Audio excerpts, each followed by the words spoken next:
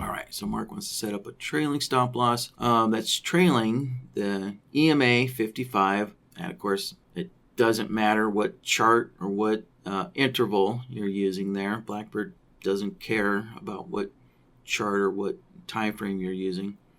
So we're just going to ignore that part. Let's see. So we're going to trail the EMA 55. There we go. After there's 40 ticks in profit. Okay.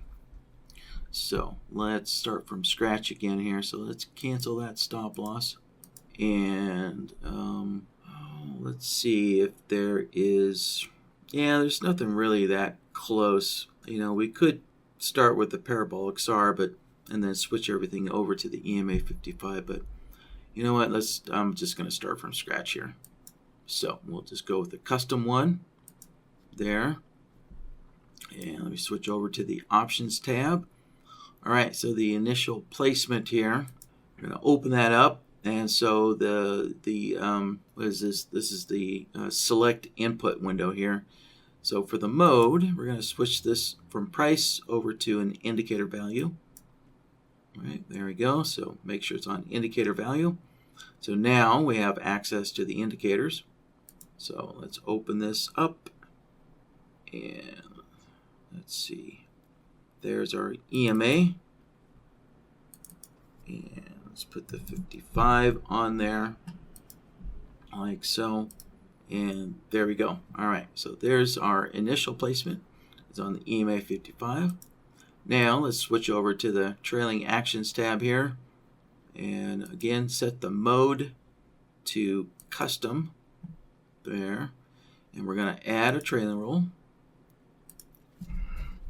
And we can give this a name, just for good measure, and also, just for references, future reference. Whenever if you ever save this out and you come back to look at your trailing rolls, and, instead of having to look through all the triggers and the actions, you can just give yourself a name here to remind you what it's doing here. So, there we go. All right, so for the trigger, right, we want this trailing to wait until there's 40 ticks in profit. So we're going to use the interval here. We could use the interval, or the profit or loss. The interval is a little quicker to set up there. And we're going to enable the ticks of movement here. And then we'll set that up to 40 ticks. There we go. And that's it, right? So that's how that's how this trailing roll waits for there to be 40 ticks of profit there. All right, and then we can move over to the action, and we want this to follow that EMA. So the move to here, we're going to open this menu, and again, right, this select input window here, we're going to switch it from price over to indicator value. And there we go, right? This looks just like the previous menu panel or menu window here, right, that we had on the options tab. And so we're going to swap out the SMA with the EMA. Where is it? One more. There we go. There's our EMA. Plug in the 55 period again. And there we have it. All right, so that's the action, is to move our stop loss to the EMA.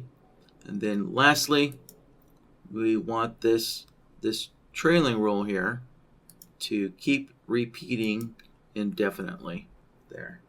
So, and since the stop loss is following or trailing an indicator, right, keep in mind that indicators only update when the bar closes, typically, right? So we're going to leave the, we're going to leave the repeat set to once per bar. So, all right, so just to be clear here, I have seen this once in a great while where, for some reason, some people think that there's some great advantage of setting this to once every tick of movement. But of course, your indicators aren't updating unless the bar closes there. So this is just going to cause unnecessary calculations by NinjaTrader, right? So that means that for every tick price moves, NinjaTrader is going to have to keep recalculating the EMA, but of course the EMA never gets updated because the bar hasn't closed, but it still forces NinjaTrader to recalculate that EMA. So we'll just leave this on once per bar. Just leave it on the default there. All right, and that's it. All right, so again, the key here to make sure that it only starts trailing after 40 ticks of profit is the trigger, right? And using the interval trigger there. All right, and that's it. It was that simple.